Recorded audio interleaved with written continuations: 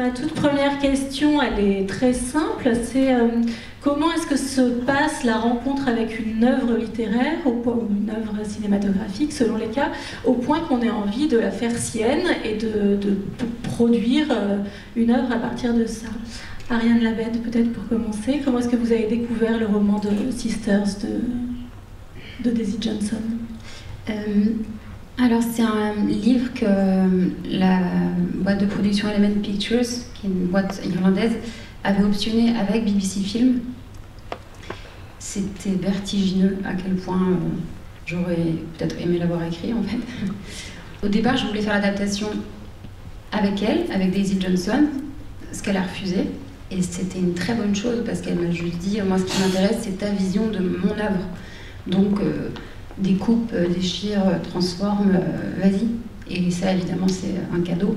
Est-ce qu'on peut parler d'adaptation quand on adapte un film à l'écrit ou simplement déjà dans son esprit quand on voit un film, puisque on l'indiquait, le rapport au cinéma est fort et important et intime et ferme et assumé dans les livres qui paraissent depuis de longues années maintenant.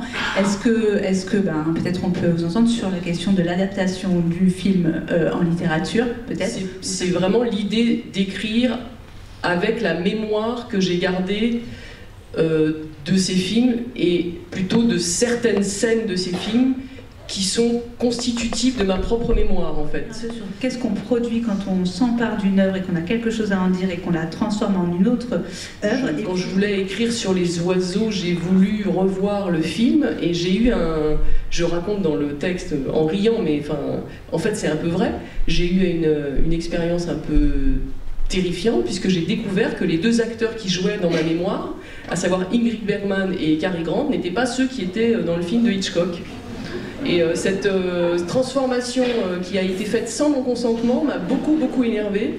Je me disais que moi finalement ça a été davantage un travail d'oubli qu'un travail de mémoire, pour pouvoir me détacher justement du livre. D'ailleurs maintenant je ne sais plus moi-même ce qui est du livre et ce qui est de moi.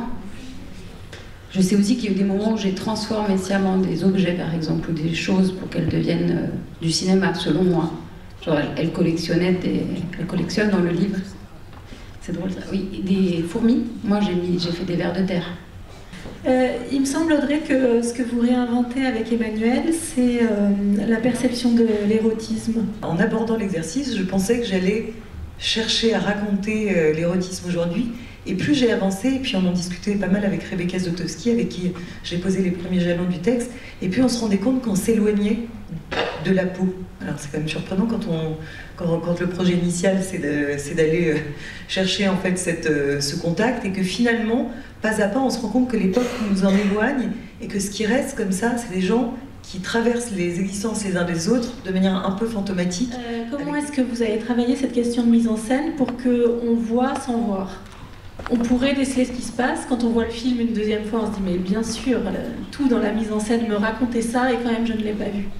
Je pense que l'outil cinématographique qui m'a semblé le plus juste pour rendre sensible ces notions plus abstraites, c'était le son. Ce rythme d'écriture que Daisy Johnson a par certains moments, qui est physique, se traduit très bien par le son. Cette question des émotions et du décalage des émotions, elle est importante chez vous trois, et notamment Audrey, vous filmez le parcours d'Emmanuel qui essaye de rechercher son désir et son plaisir comme un thriller. Le moment où vraiment elle part en quête, ça ressemble, on se met à avoir peur pour elle. La notion de suspense, il y a quelque chose qui m'attire irrésistiblement, mais que j'adore le suspense quand il ne se situe pas exactement à l'endroit où on l'attend. Finalement, le suspense intime, c'est à quel moment on va réussir à fuir, en fait. Un grand merci à toutes les trois d'avoir été avec nous. Merci.